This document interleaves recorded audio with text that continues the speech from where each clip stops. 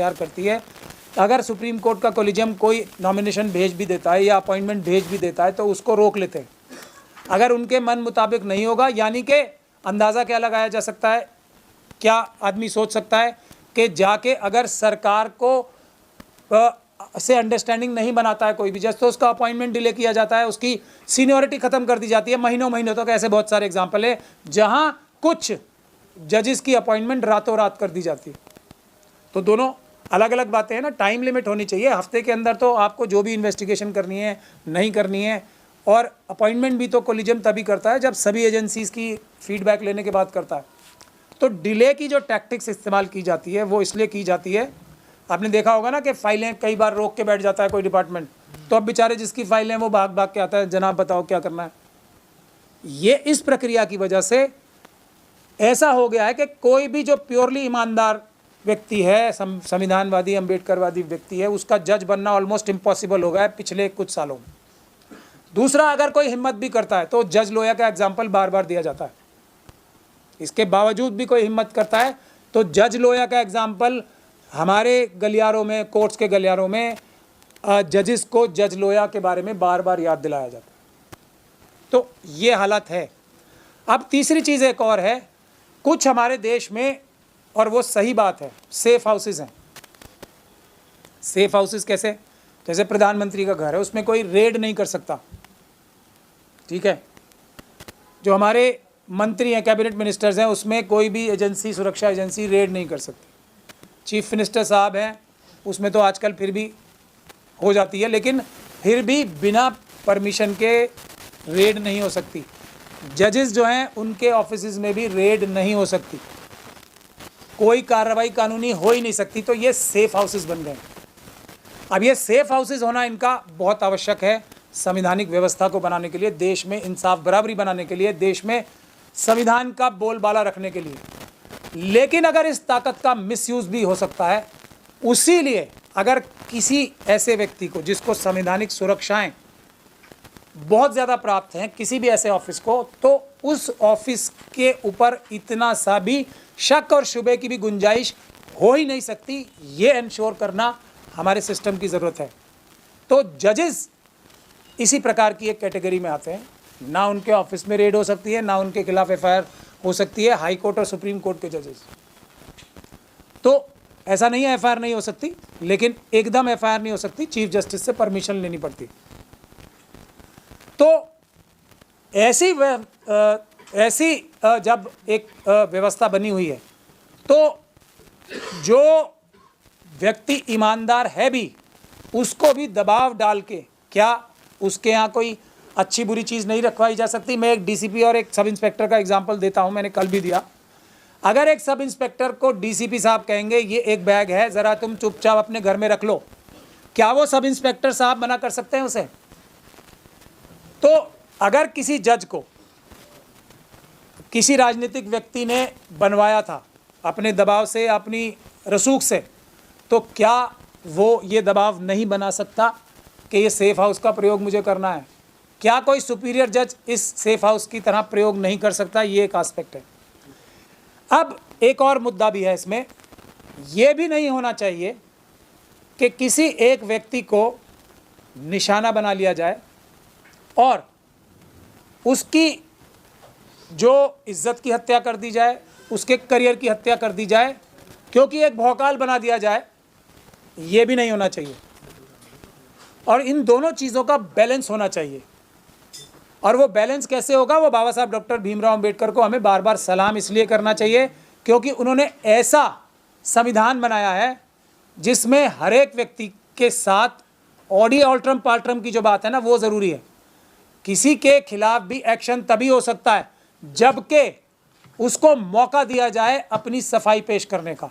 ये बाबा साहब डॉक्टर भीमराव अंबेडकर का एक सबसे बड़ा हमारे एक योगदान है। तो अब जो हालात हुए हैं इस केस में, उसके ऊपर मैं सीधे सीधे आ जाता हूं। और मैं क्यों कह रहा हूं कि कोलिजियम जो है इस वक्त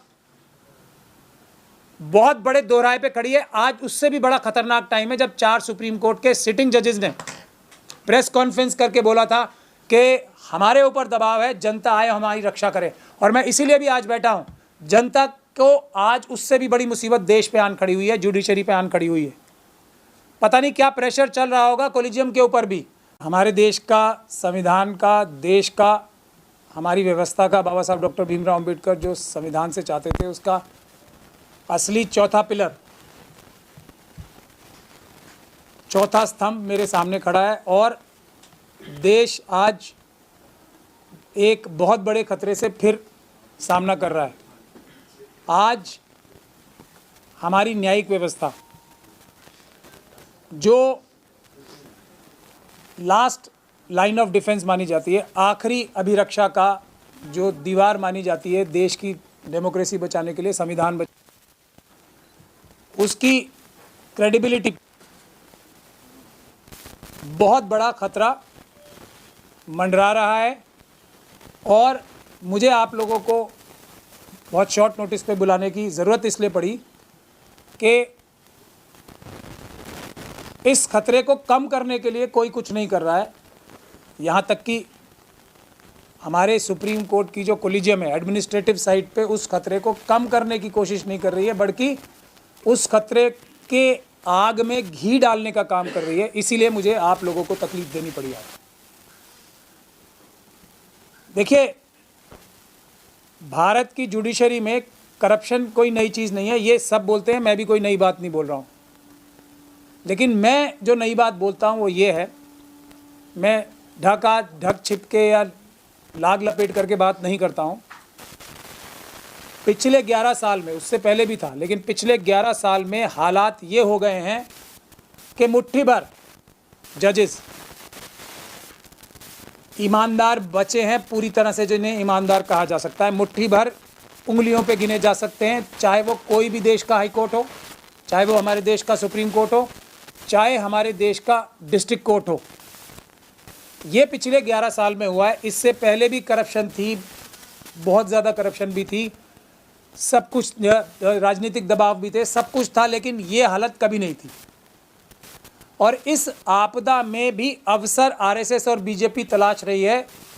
उसका एग्जाम्पल जगदीप धनखड़ साहब से मिल गया, उसका एग्जाम्पल जयराम रमेश साहब से मिल गया। उन्होंने ये करप्शन रोकने के लिए बात नहीं की, कोलिजियम सिस्टम के ऊपर हमला कर दिया। जयराम रमेश साहब ने भी, जिन्हें मैं तो साफ साफ तौर पे मशीनों की वजह से, चुनाव में चोरी करने की मशीनों की वजह से आरएसएस का स्लीपर सेल कहता ही हूँ कांग्रेस पार्टी में, और धनखड़ साहब ने उनकी तारीफों के पुल बांध दिए। तो ये हमला, ये आपदा में अवसर, और इसीलिए मैं सुप्रीम कोर्ट की जो कोलिजियम है उसके अंदर जो लोग हैं, जो हमारे पास भी न्यूज़पेपर के माध्यम से खबरें आ रही हैं कि बहुत सारे लोगों ने, जो कुछ आवाज़ें थी कोलिजियम के अंदर भी जो ये चाहती थी कि सख्त एक्शन हो,